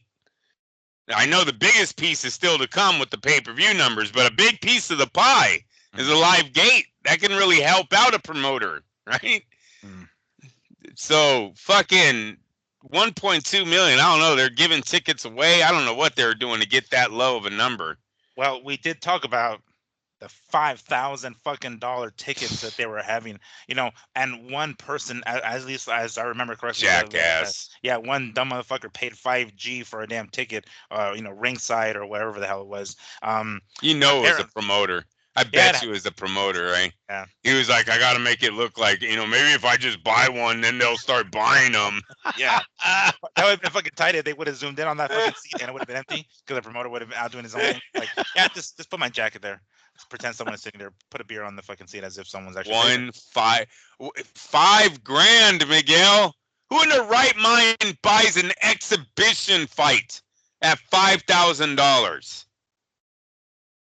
I don't believe it. There's something. Yeah, so tickets like that, $2,000 tickets and the tickets like that, very few of them sold. Now, again, we saw the fight, right? We saw ringside. It looked like it was packed, so clearly those seats were taken by somebody. I don't know if they paid 2 grand or 5 grand or however the motherfucker to be ringside, but it sure as hell wasn't, the average Joe forking up fucking 5G for this fight that is essentially an exhibition.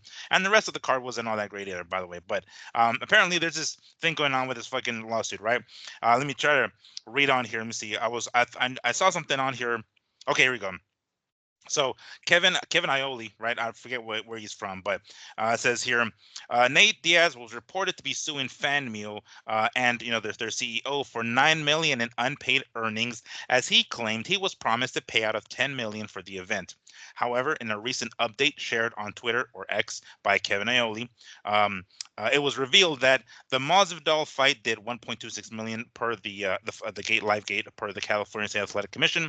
13,000 seats tickets were sold, one for 5,000, zero for 3,500, 14 for 2,500, and 6,000 for $25.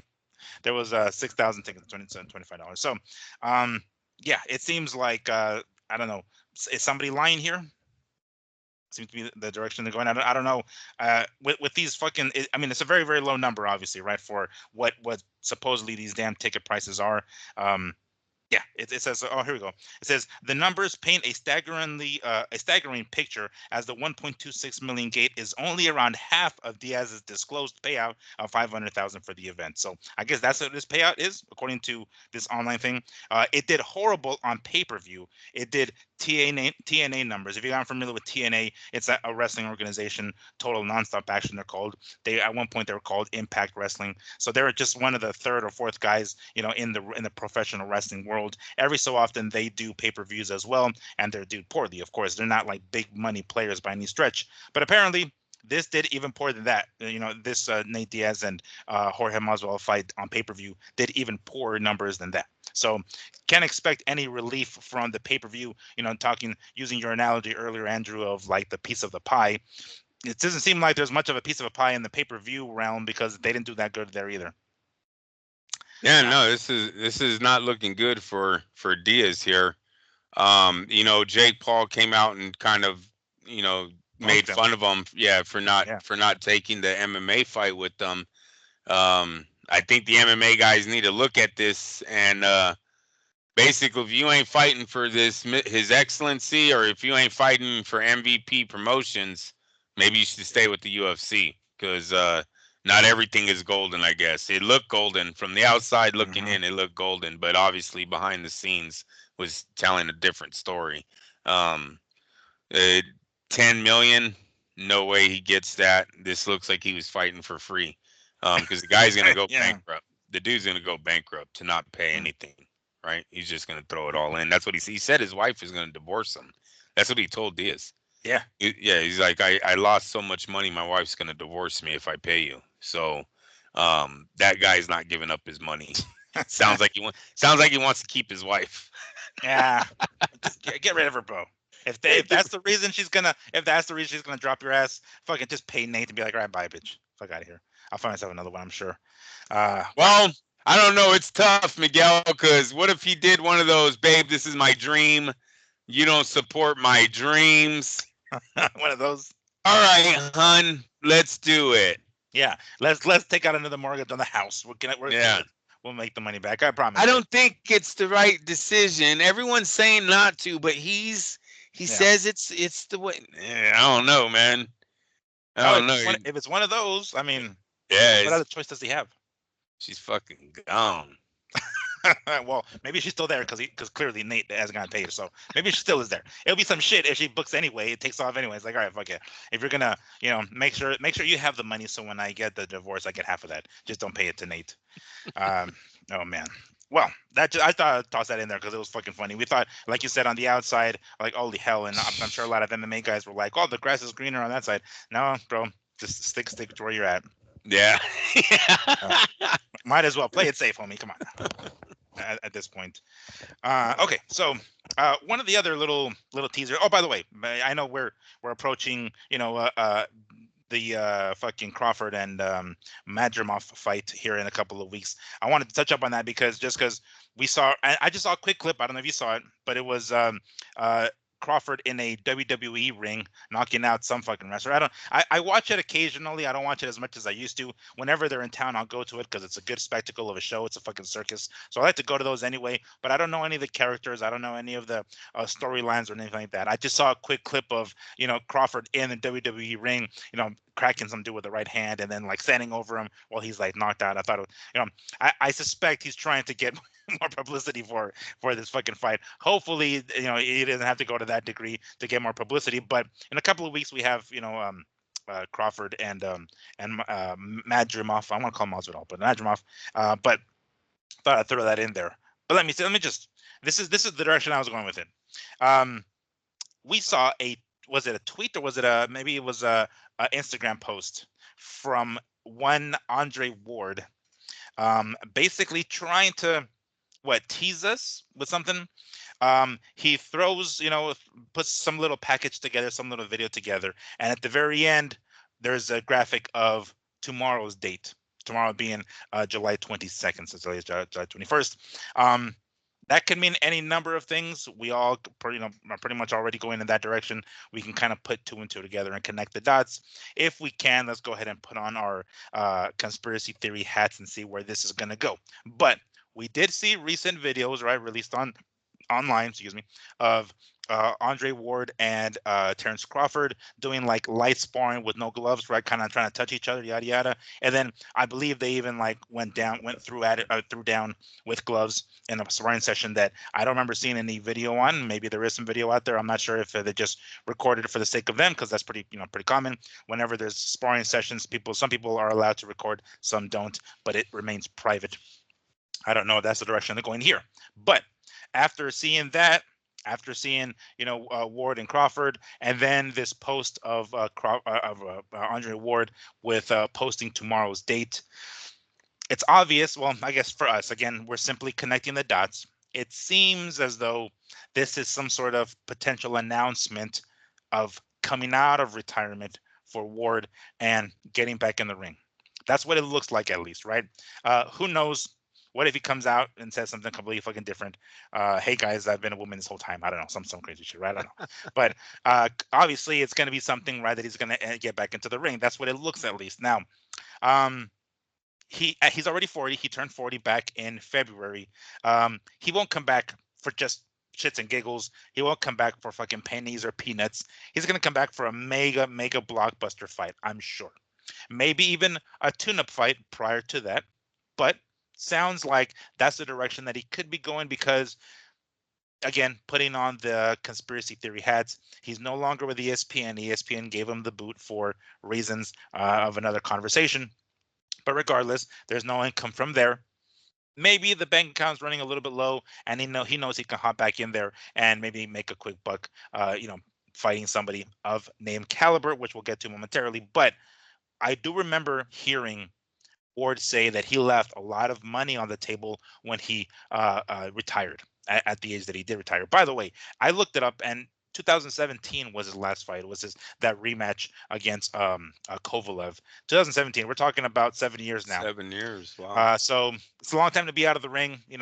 Talking about if Chavez Jr. looked like he did, after 2.5 years out of the ring, you can imagine what 7 years will do to Daniel Jacobs. Dan Jacobs as well, right? Exactly. So, and mind you, it's not like he's out of the ring rehabbing some shit. He's probably just enjoying life, right? The fruits of his labor, going on vacations with his family, et cetera, et cetera. He doesn't, you can look at him and he doesn't look like he's ballooned or anything like that. So clearly he's kept his body in decent shape and not has gorged himself on food and whatnot while he's been out of the ring, the way I don't know, Timothy Bradley looks or something like that, right? But Andrew, what do you make of this? I see the post. I see, the date, tomorrow's date. It looks like that's the direction that he's going. I guess this is a two-part question. Number one, what do you think he's going to announce? Number two, what do you think of this whole him wanting all the smoke shit? I just yawned. uh, That's not a good sign for Mr. Ward. 7 years out of the ring, bro. mhm. You're 40 years old now. There's not really an opponent that is he's not marvelous. He's not Sugar Ray Leonard coming out to face Hagler, right? And, I was going to use that example, but I was like, wait, he's not Sugar Ray. No, I don't go. Yeah. Yeah. I know he was one of Lee's greatest of all time, and he is. His story is one of the greatest of all time. From what he did to amateurs to the pro ranks, probably very unlikely it'll be done in our lifetime again. Not saying that it won't ever be done again, but undefeated from like the age of 14 until you're 34, until you retire in this type of sport. And granted, I'm talking about in the amateurs, you don't just win. You have to win international tournaments to go to the Olympics. He was undefeated in those two. Not one fucking time did a judge ever in his young amateur life vote the other way where he lost the fight on a decision just because he was fighting in someone else's backyard. That didn't even happen. No, just undefeated all the way. That's remarkable. Now, what he does as a pro is highly questionable when you're talking about legacy because he took so many breaks because of the opposition that he faced during his time as a champion. What he does at the tournament, Showtime tournament, Oh, the Super Six? Yeah. Super Six, that was badass.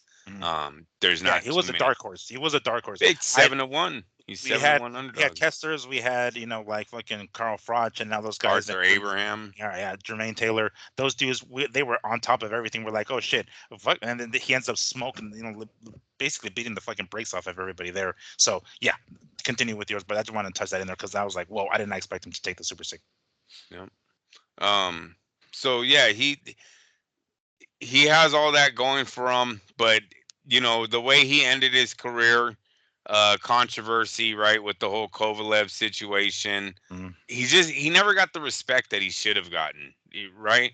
This comeback, I don't think is going to get the respect that it should get, right? I don't know what platform he's going to be on, but they've got to be careful that no one tunes in, right? It's going to suck. Yeah, it'll suck. You put this guy on pay-per-view and it doesn't do 100,000, right? But they got to be real careful because he really wasn't a pay-per-view seller. So I don't know what his comeback is really gunning for. The Saul Alvarez fight was something that could have been built up to. I always thought Ward could be Canelo's redemption to Floyd, right? And not just because they're both African American boxers, but because they both held so much legacy.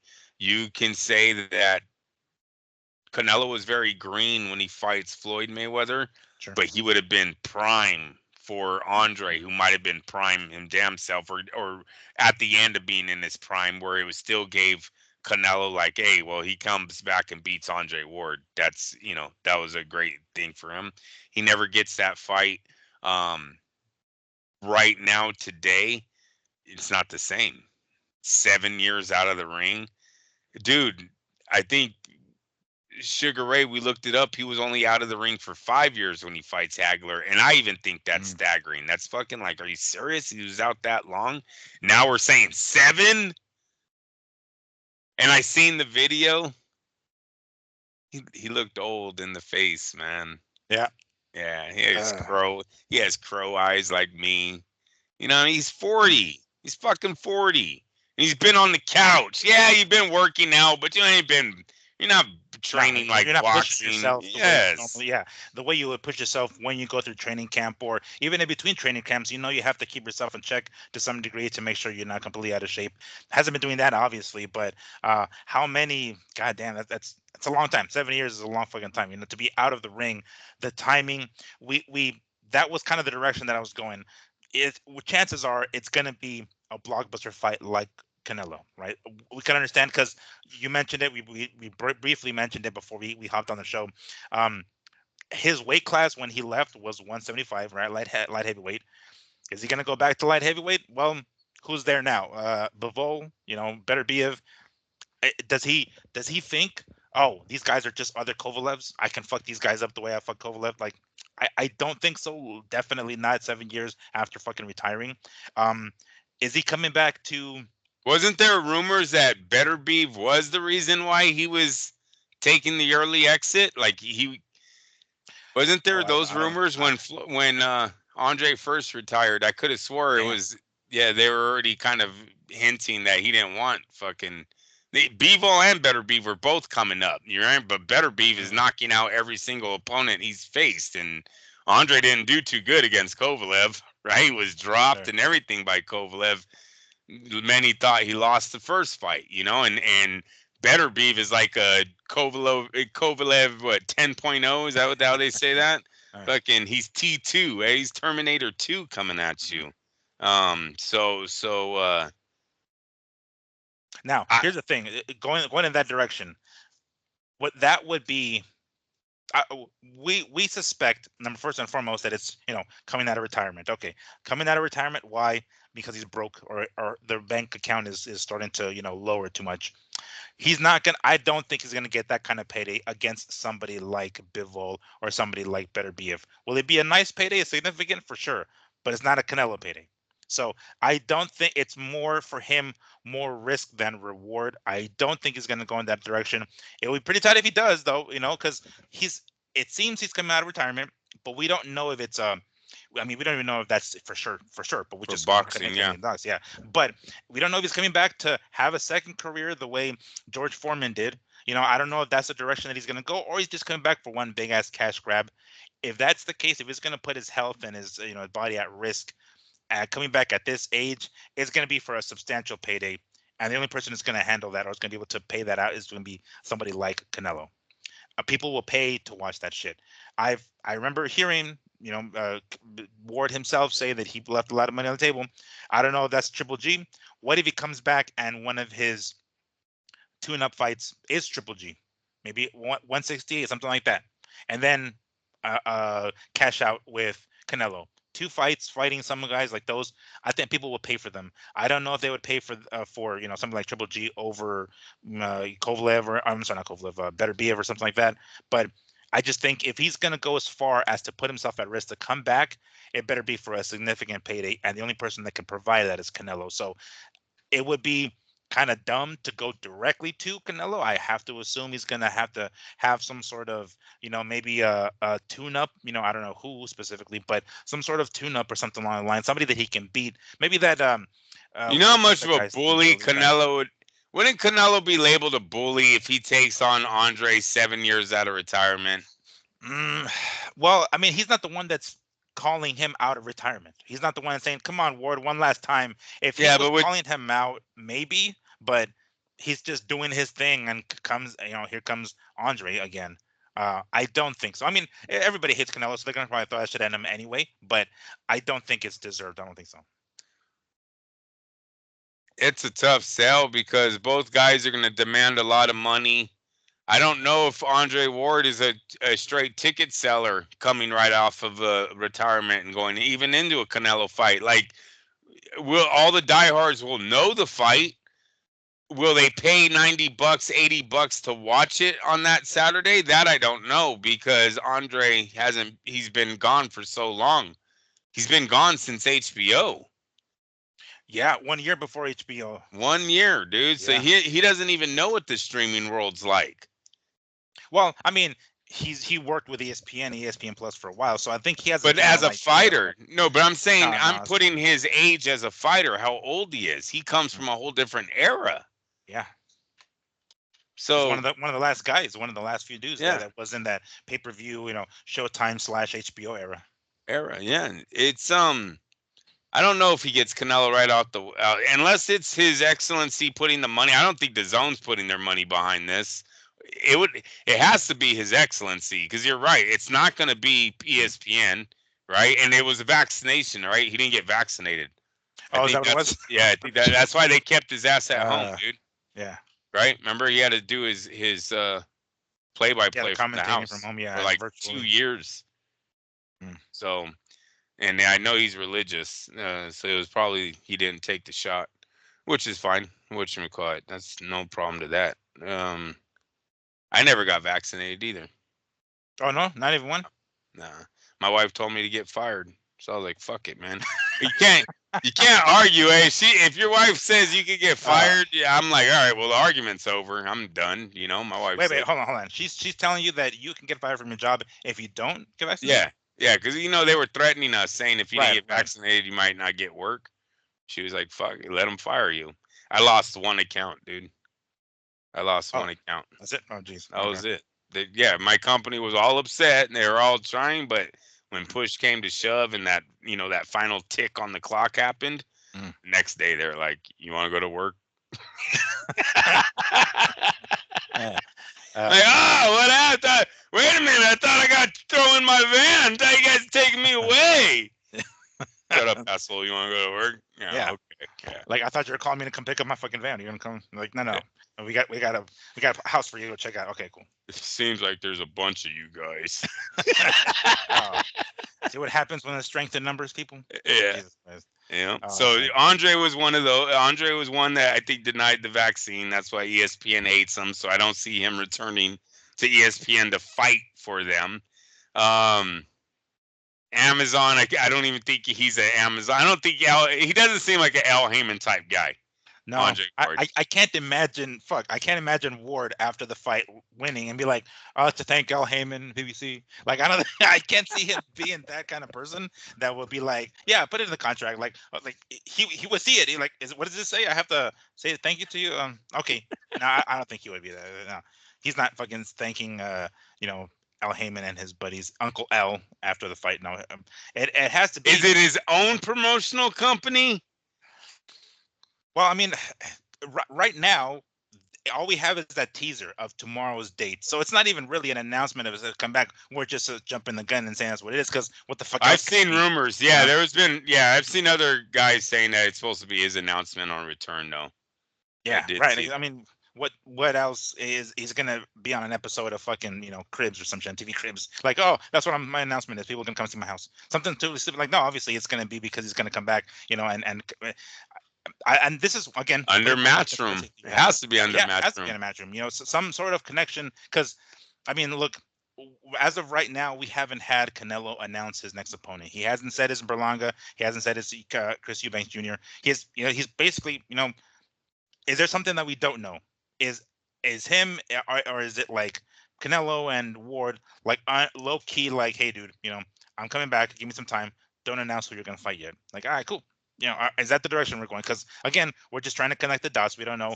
We suspect that Ward wouldn't do something like that because, of course, he'd want some sort of tune-up before entering a mega fight. But maybe he is that desperate for fucking money, and maybe he just needs to pull the trigger and get the cash grab and go directly to a Canelo fight.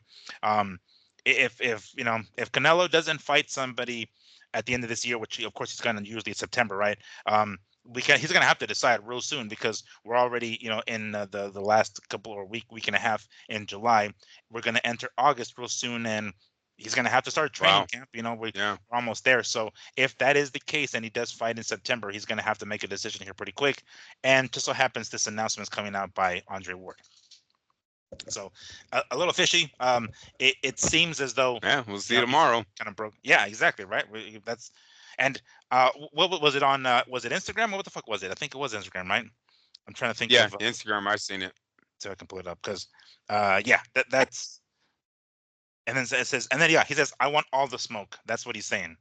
Now, reading that, I'm thinking, oh shit, okay, maybe because I mean, what is he going to come back cruiserweight? Obviously, it's not going to be fun cruiserweight, right? What is he going to come back and fight Jake Paul? Like, oh, is that the smoke you're talking about? Like, no, I don't think that's the direction going. If he's saying I want all the smoke, it sounds as though he wants to jump into the deep end, and maybe that does mean Bivol. Maybe that does mean better BF. I don't think so. Not definitely not at the age of fucking 40, but yeah, that we're gonna have to see. Wait 24 hours to see, what he's gonna have to say and what his announcement is. I definitely will be waiting because we're all hardcore fans. But that's the funny part. You mentioned it's like he wasn't a pay-per-view fighter before. He probably isn't going to be that when he comes back. Yeah, I'm sure people will know who he is, and he comes back and he fights somebody like Canelo. That will sell some.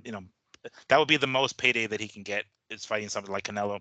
It ain't going to be no goddamn 2 million pay-per-view buys or nothing crazy like that. It might crack a million, I guess, if we go in that direction. But I don't know. I'm even debating that because he never I really was. really am. Yeah. I'm really debating a million, Miguel, because he's not a pay-per-view guy, and we don't have HBO anymore. He had HBO for those numbers that he did draw.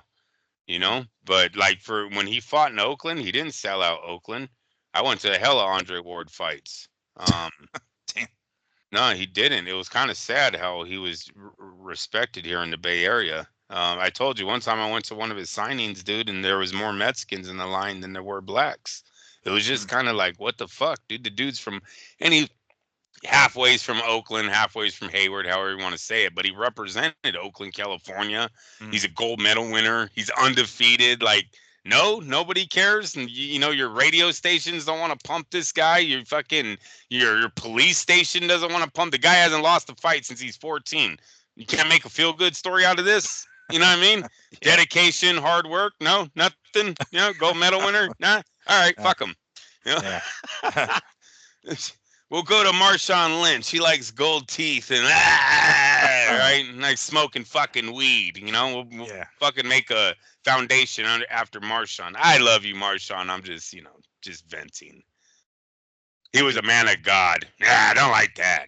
Don't like that. SOG. Yeah. Right. Do you smoke weed? Yeah, like can you get in a hit and run this weekend? We need some. We Can need you some. get a hit Yeah, and run? please, please. We need a little bit of dirt on you, buddy. Okay, we need to make it nice. We'll put you in jail for a day. You'll be out the next morning.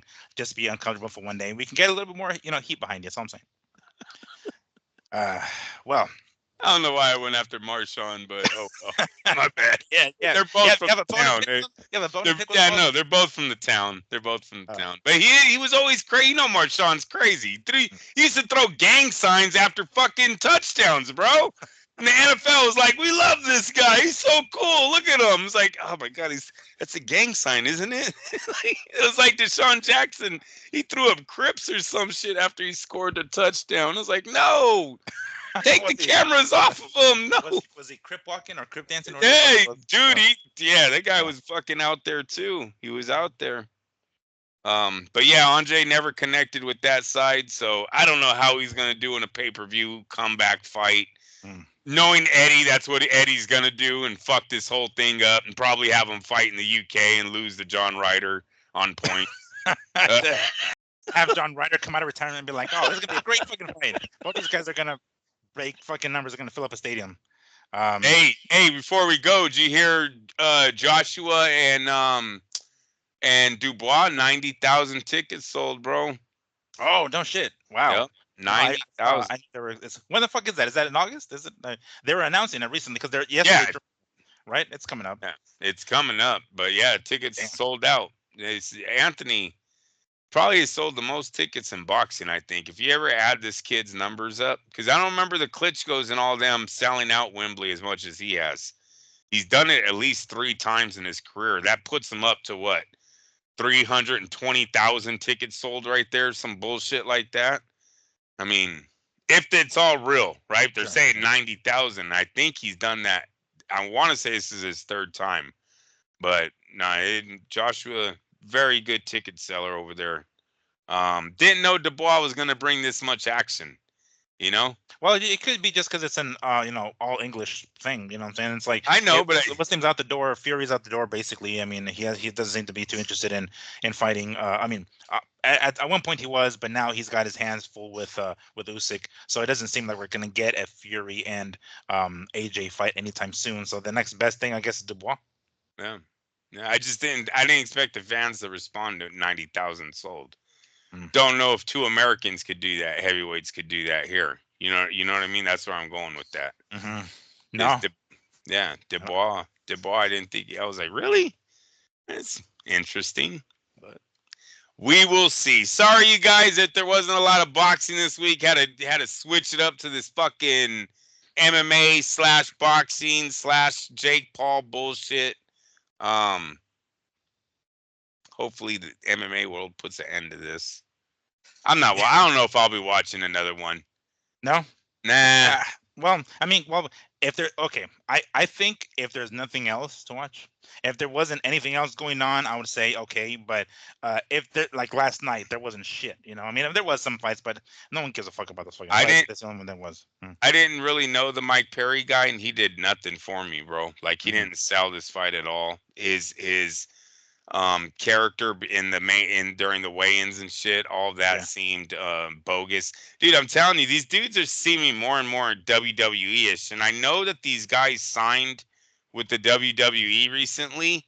Mm. I don't know if they're taking acting classes from these, if the Well, WWE was like, we can help you. Yeah, bro, they're screaming a lot more. yeah, yeah, yeah.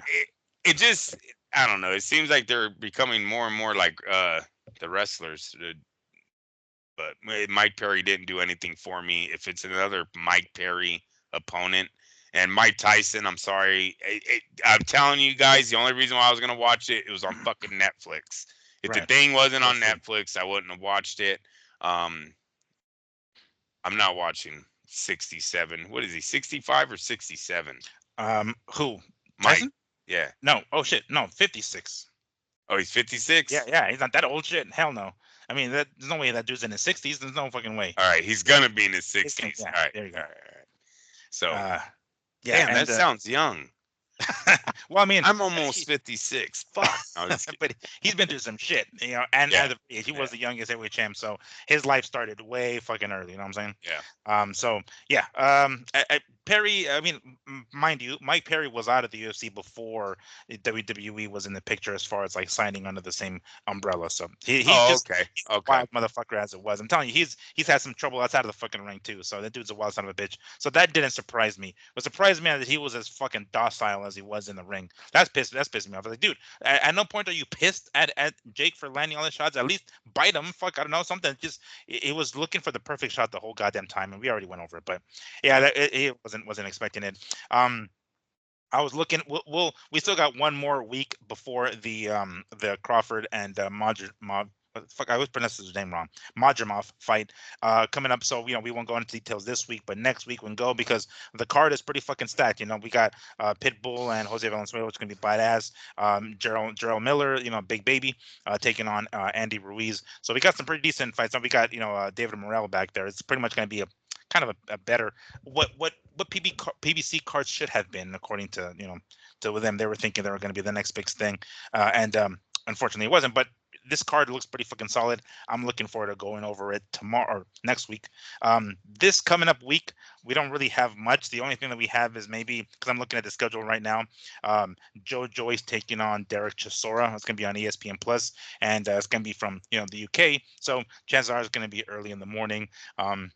Hopefully there's some news we can talk about in the meantime because that sure as hell isn't going to be I'm sure you guys are going to tune in Sunday and be like, oh, I want to hear fucking Andrew and Miguel's Damn.